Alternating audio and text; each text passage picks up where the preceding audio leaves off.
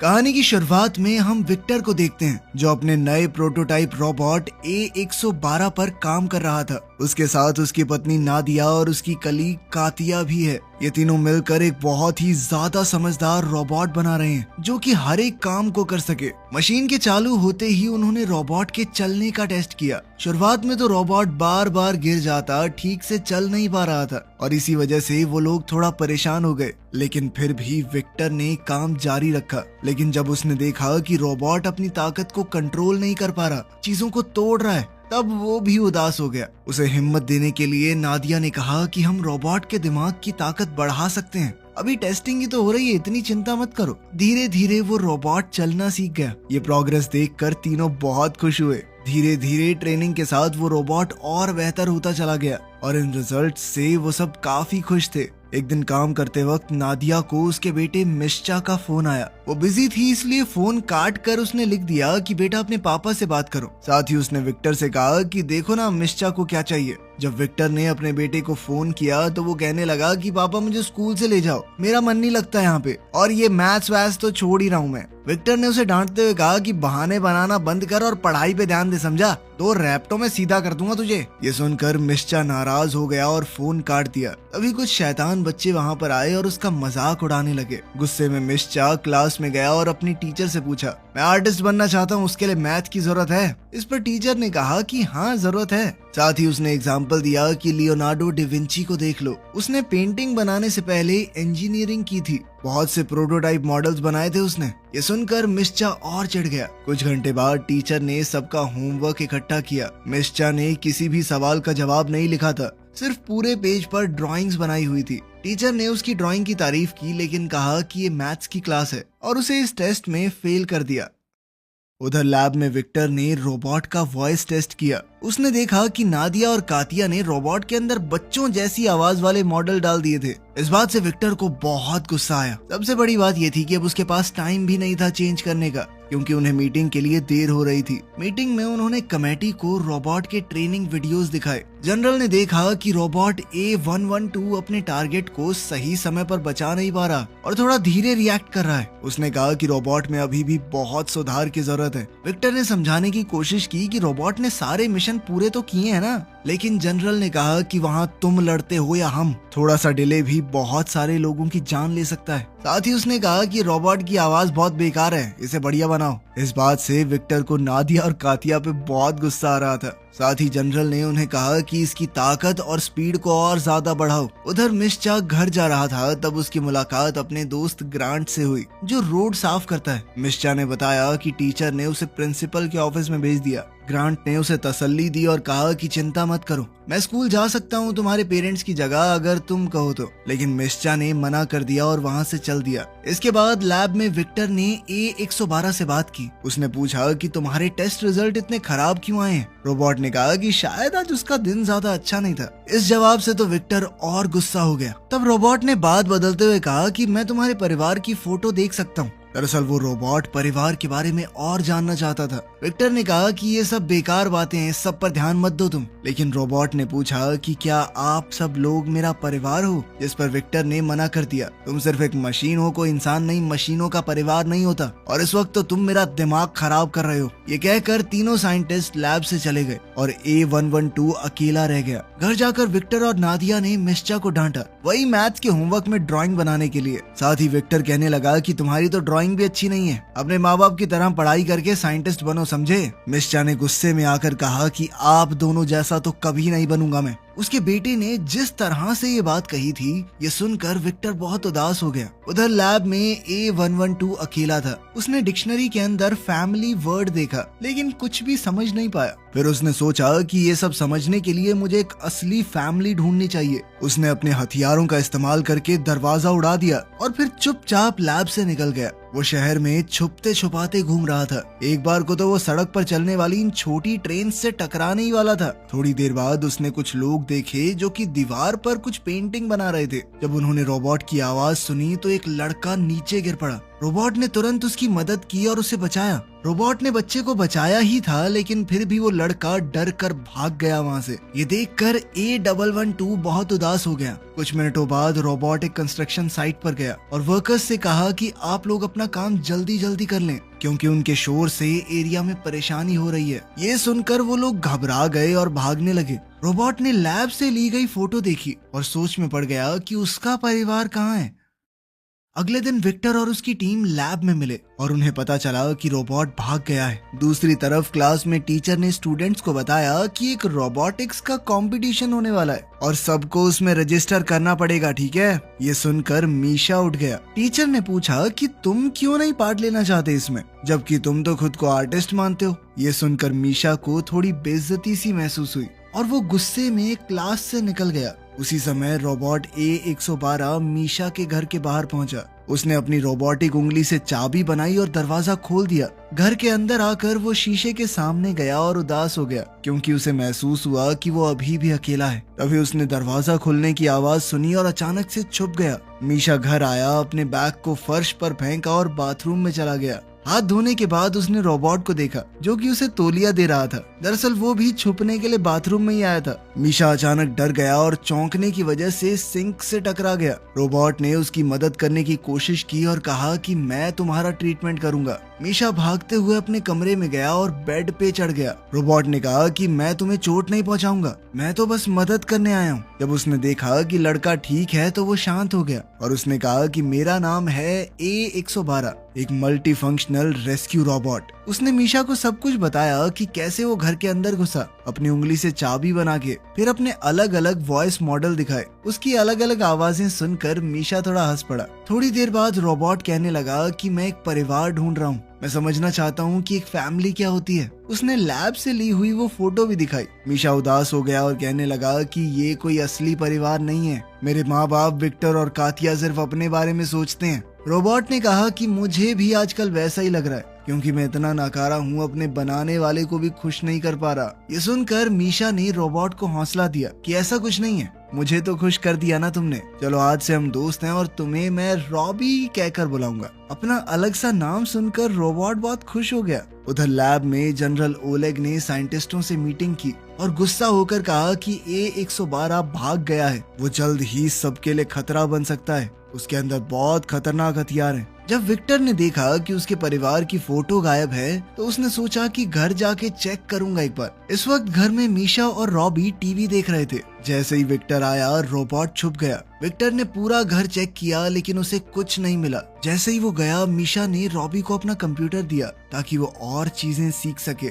Robbie ने मिनटों में बहुत सारी चीजें पढ़ डाली। फिर मीशा उसे अपने दोस्त ग्रांट के काम करने की जगह पर ले गया, जहाँ पर वो अपनी आर्ट बनाता था। रॉबी ने ड्राइंग्स देखे और पूछा कि ये बिल्कुल सिमेट्रिकल क्यों नहीं है, लेकिन मीशा ने कहा कि आर्ट को किसी सिमेट्री की जरूरत नहीं होती, बस उसमें खूबसूरती होनी चाहिए। फिर वो रॉबी को खिड़की के पास ले गया और दोनों ने सनसेट देखा। इस नजारे को देखकर रॉबी बहुत खुश हुआ। उसने कहा कि देखो, कल तुम्हें छुपकर रहना पड़ेगा, मुझे कल स्कूल जाना है। अब रॉबी वर्कशॉप में अकेला रह गया और मीशा ने उसे एक पेन दे दिया ताकि वो ड्राइंग कर सके। दूसरी तरफ जनरल ओलेग के लोग उसे बता रहे थे कि हम एक बहुत बड़े हिस्से में ढूंढ चुके हैं शहर के, हमें वो रोबोट कहीं नहीं मिला। उसने अपने फौजियों को ऑर्डर दिया कि लैब के आसपास सिक्योरिटी बढ़ा दो और शहर के लोगों को जल्द से जल्द अलर्ट भेजा जाए कि अगर कोई रोबोट दिखे तो रिपोर्ट करना। कुछ घंटे बाद अपने घर पर विक्टर, नादिया और मीशा डिनर कर रहे थे। नादिया ने देखा कि विक्टर काफी उदास है और पूछा कि क्या हुआ। विक्टर ने जवाब दिया कि आज बॉस ने बोला कि लैब शायद बंद होने वाली है, जिस पर मीशा ने पूछा क्यों। तो विक्टर ने बताया कि हमारा एक रोबोट है A112, वो गायब हो गया है। अगर जल्द से जल्द उसे पकड़कर खत्म नहीं किया गया तो सबकी नौकरी चली जाएगी। ये सुनकर मीशा एकदम चुप हो गया। अगले दिन स्कूल में क्लास का एक लड़का एंटोन अपने रिमोट कंट्रोल रोबोट को चलाकर टीचर को परेशान कर रहा था। जब टीचर गुस्सा हुई तो उसने रिमोट मीशा की तरफ फेंक दिया और अब टीचर को लग रहा था कि मीशा ने ऐसा किया है, जिसके बाद उसे बिना किसी सवाल जवाब के क्लास से बाहर निकाल दिया गया।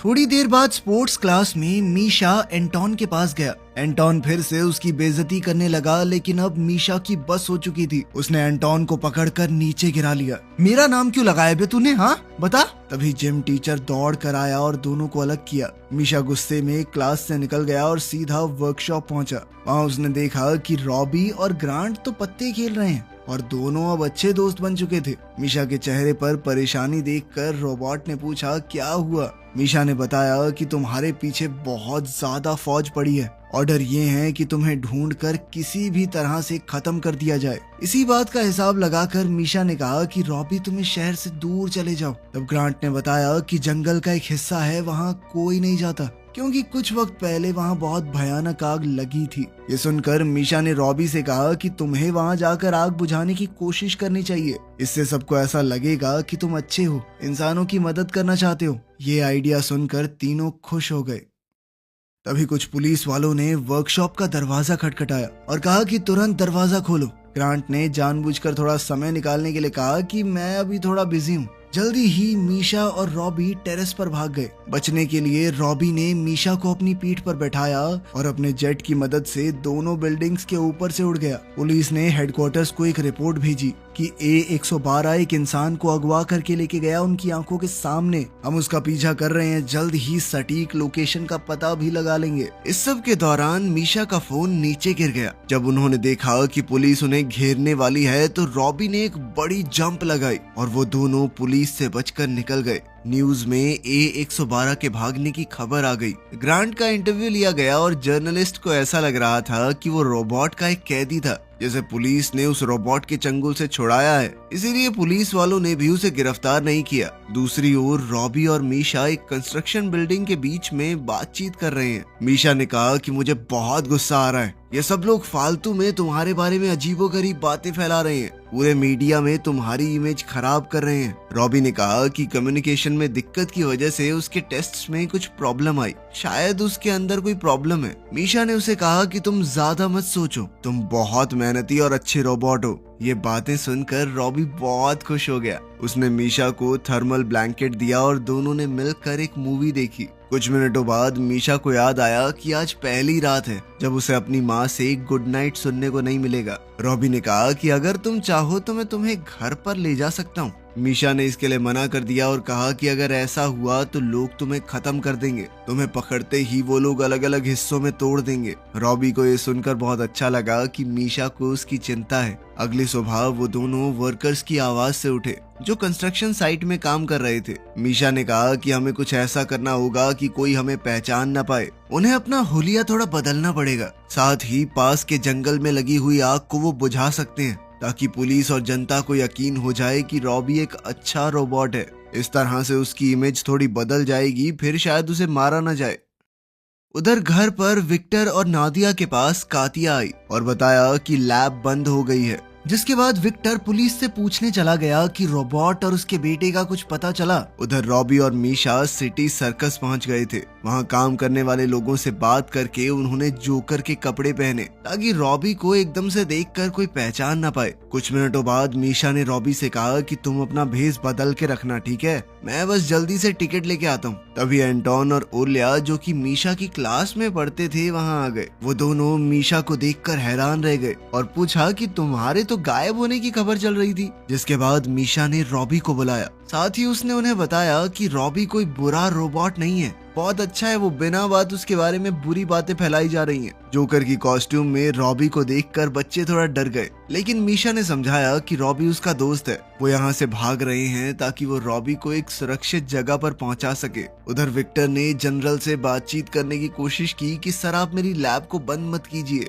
लेकिन जनरल ने कहा कि मैं फैसला कर चुका हूँ और वो रोबोट भी जहाँ मुझे मिलेगा उसे वहीं खत्म कर दूंगा मैं। निराश होकर विक्टर वहाँ से चल दिया। वो समझ गया था कि इस आदमी के साथ बातचीत करके कोई फायदा नहीं होगा, लेकिन अपने सबसे बड़े प्रोजेक्ट को फेल होता देखकर उसे बहुत बुरा महसूस हो रहा था। तब मीशा ने अपने साथियों से कहा कि तुम लोग रॉबी के साथ रहना, तब तक मैं बस की टिकट खरीद के आता हूँ। हमें पास वाले जंगल में जाकर आग बुझानी है ताकि रॉबी का नाम साफ हो सके। साथ ही उसने उन दोनों से ये भी वादा लिया कि वो किसी को नहीं बताएंगे। उन दोनों ने मीशा से वादा किया, लेकिन जैसे ही मीशा वहाँ से गया, एंटोन ने रॉबी से पूछा कि क्या तुम सच में वो जबरदस्त करतब कर सकते हो या वो सब भी झूठ था न्यूज में। ये सुनकर रॉबी एक्साइटेड हो गया और जोकर की कॉस्ट्यूम उतार कर मीशा के सामने अपने करतब दिखाने लगा। मीशा ने अपना फोन निकाला और रिकॉर्ड करने लगा। ये देखकर ओलिया गुस्सा हो गई। एंटोन ने कहा कि मुझे इस बात से कोई फर्क नहीं पड़ता कि ये रोबोट जिंदा रहे या मरे, मैं इसकी वीडियो इंस्टा पे डालूंगा, बहुत फॉलोअर आएंगे मेरे। उसकी ये धोखाधड़ी देखकर ओलिया को बहुत बुरा लगा। इसके बाद एंटोन वहाँ से चला गया और रॉबी ओलिया से बातचीत करने लगा। उधर मीशा को 2 गार्ड्स ने पकड़ लिया। उसके हुलिये से उन्होंने हिसाब लगाया था कि ये वही लड़का है जो गायब हुआ था। कुछ मिनटों बाद विक्टर को पुलिस स्टेशन से एक फोन आया। अब उसकी जान में जान आई थी कि चलो मेरा बेटा तो ठीक है, पुलिस को मिल चुका है वो। उधर एंटोन ने सच में वो सारी वीडियोस सोशल मीडिया पर डाल दी और धीरे धीरे वो वायरल वीडियोस जनरल की टीम तक भी पहुंच गई। उन्होंने फैसला किया कि वो इस बच्चे के पास जाकर उससे पूछताछ करेंगे। पुलिस स्टेशन में विक्टर ने अपने बेटे से मुलाकात की। उसने अपने बेटे को देखते ही गले लगा लिया और पूछा कि तुम अब तक क्या कर रहे थे? वो रोबोट खतरनाक है, तुमने सुना नहीं? मीशा ने कहा कि रॉबी उसका दोस्त है, वो कोई बुरी मशीन नहीं है जैसा जनरल बोल रहा है सबको, वो एक बहुत ही अच्छा रोबोट है। उसने ये भी बताया कि वो उसे अपने कुछ दोस्तों के पास छोड़कर आया है। साथ ही वो अपने पिता को भरोसा दिलाकर उस जगह पर ले आया, ये वादा लेकर कि वो रोबोट को रिपोर्ट नहीं करेंगे। विक्टर थोड़ा हिचकिचाया लेकिन फिर मान गया और मीशा के साथ चल दिया। वहीं रॉबी को ओलिया ने मेकअप से नया लुक दे दिया था। विक्टर ने देखा कि रॉबी अब काफी बेहतर बातचीत करना सीख गया है और उसके सोचने समझने के तरीके में भी काफी बदलाव आए हैं। लेकिन तभी पुलिस की गाड़ियां वहां आ गई। मीशा समझ गया था कि अब तो बहुत दिक्कत होने वाली है। वो तीनों जल्दी से कार्गो शिप के गोदाम की तरफ भागे, लेकिन सिपाहियों ने उन्हें घेर लिया। ओलेग ने ऑर्डर दिया कि जल्दी से बच्चों को लेकर साइड हो जाओ ताकि हम इस रोबोट के ऊपर अपने इलेक्ट्रोमैग्नेटिक हथियार से हमला कर सके, जिससे रॉबी खत्म हो जाएगा। जब विक्टर नहीं माना तो ओलेग ने फैसला किया कि अब तो जबरदस्ती करनी होगी। सिपाही धीरे धीरे आगे बढ़ने लगे। तभी क्रेन से एक कंटेनर की तार टूट गई। वो कंटेनर जनरल के बहुत पास गिरने वाला था। जनरल उसे मारना चाहता था, लेकिन फिर भी रॉबी ने बिना सोचे कंटेनर पकड़ लिया ताकि किसी और को चोट ना लगे। कुछ देर बाद कंटेनर के वजन से रॉबी का शरीर टूटना शुरू हो गया। उसका हार्डवेयर इतने वजन को नहीं उठा सकता था। उसने सभी लोगों को वहाँ से थोड़ा दूर जाने को कहा। मीशा बहुत दुखी होकर अपने दोस्त के लिए चिल्लाया। कुछ देर बाद कंटेनर रॉबी के ऊपर गिर ही गया और वो पूरी तरह से चकनाचूर हो गया।